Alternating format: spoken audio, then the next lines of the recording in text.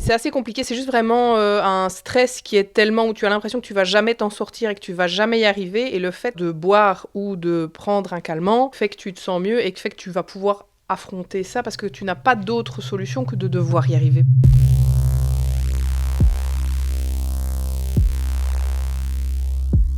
Substance et travail.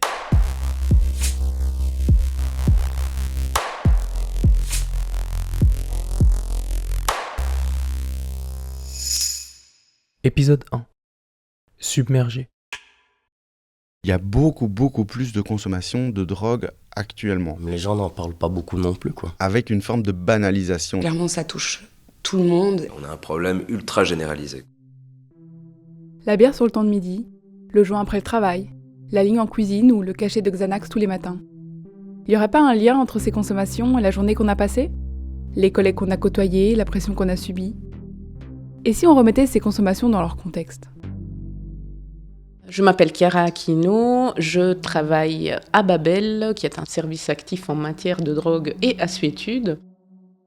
On constate qu'effectivement, le milieu de travail ou les tensions liées au travail ou la pression qui est exercée sur un lieu de travail peut être un des facteurs qui, on va dire, peut-être pas sont à l'origine d'une consommation, mais qui en tout cas la favorisent ou l'entretiennent.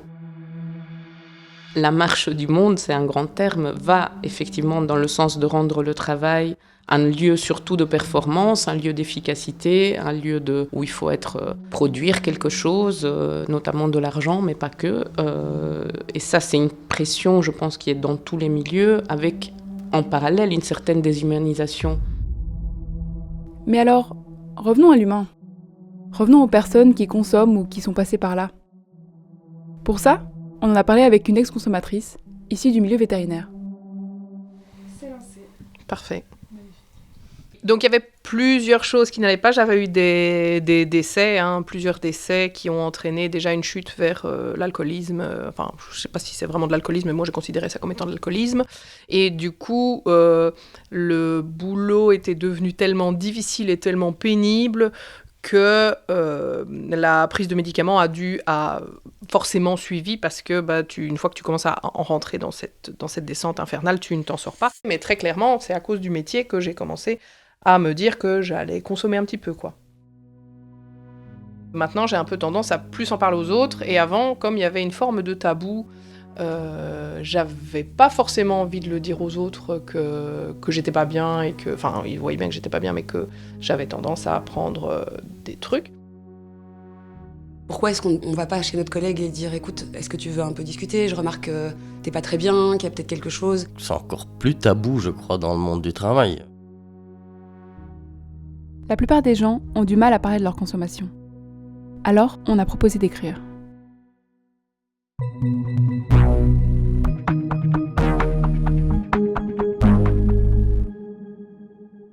Alors que je travaillais dans un bar réputé de Bruxelles, je suis parti au bout de 2 mois, car j'ai réalisé que 90% de mes collègues tenaient durant les shifts grâce à la consommation de drogue dure et d'alcool, qu'ils banalisaient complètement.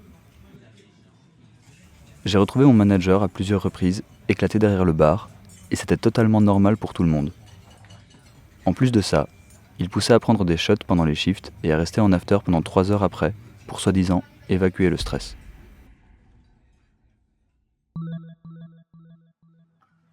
Je suis infirmière et je n'ai moi-même jamais consommé de drogue en travaillant. Mais je travaille avec des patients qui sont sous substance, entre autres pour pouvoir travailler. Ils m'expliquent que ça leur permet d'être plus performants et d'avoir de meilleures idées.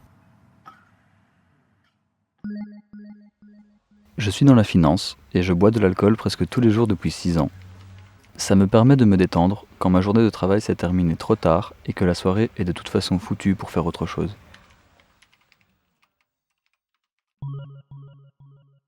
Dans mon cas, pour tenir le coup entre injonctions, faire du sport, rester fit, aller bien, être à jour sur mes commandes, être productive et créative, assurer le coup à la danse, montrer à ma famille que je gère seule, tenir l'appart un minimum propre, et en plus de tout ça, faire bonne figure malgré l'épuisement. Le tout combiné m'a fait consommer plus souvent, plus régulièrement, pour tantôt tenir la cadence, tantôt me vider le cerveau, me reposer, planer. J'ai eu des périodes d'addiction au speed et à la kétamine. J'ai travaillé pendant 15 ans dans le milieu du spectacle côté technique. Au début de ma carrière, j'avais quelques collègues qui prenaient de la cocaïne, mais en toute discrétion, et surtout quand ils étaient en repos ou qu'ils sortaient. Au fur et à mesure des années, la charge des heures de prestation est devenue énorme, au point que nous en étions en moyenne à 450 heures par mois. De plus en plus de collègues prenaient de la cocaïne pour tenir le coup. Moi, il m'a fallu 5 ans avant de craquer. Au début, c'était seulement quand j'avais un coup de mou, mais très vite c'est devenu quotidien, pour finir par prendre 2 à 3 grammes par jour. Un jour, je me suis dit, tu te drogues pour pouvoir travailler ou tu travailles pour pouvoir te droguer ? J'ai quitté ce boulot et avec beaucoup de volonté, j'ai su arrêter de prendre de la cocaïne.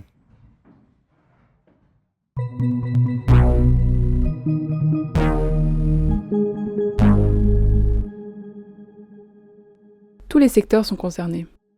Maintenant, penchons-nous sur la manière dont s'installent ces mécanismes de consommation. Alors je m'appelle Timothée McDwyer, je suis psychologue et travailleur social à l'ASBL Dune depuis 3 ans.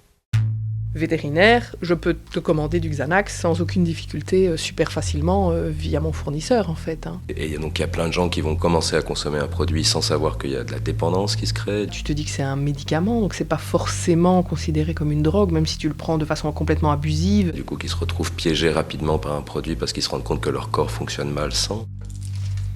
Voilà, c'est des comprimés, tu peux prendre soit un demi, soit maintenant... Moi dans mon cas j'en prenais 2 par jour, 2-3 par jour. On a un circuit hyper important dans le cerveau, le circuit de la récompense qui vient nous dire si quelque chose est bien ou pas. Et il faut un petit peu de temps et puis après tu te sens mieux. Et là on a un produit chimique qui vient taper le circuit de la récompense.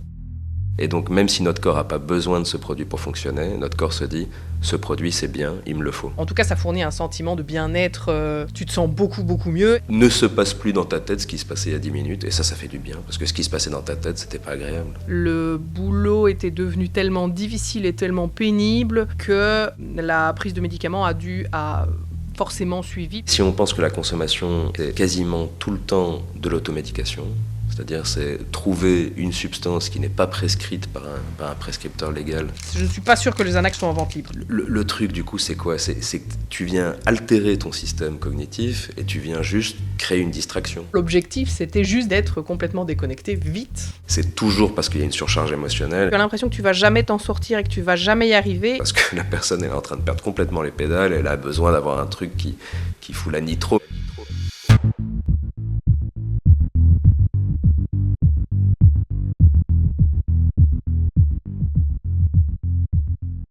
Consommer des drogues ou des médicaments nous permet de répondre à un besoin.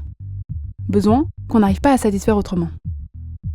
Souvent, les conditions de travail n'y prêtent pas suffisamment attention et jouent donc un rôle dans nos consommations.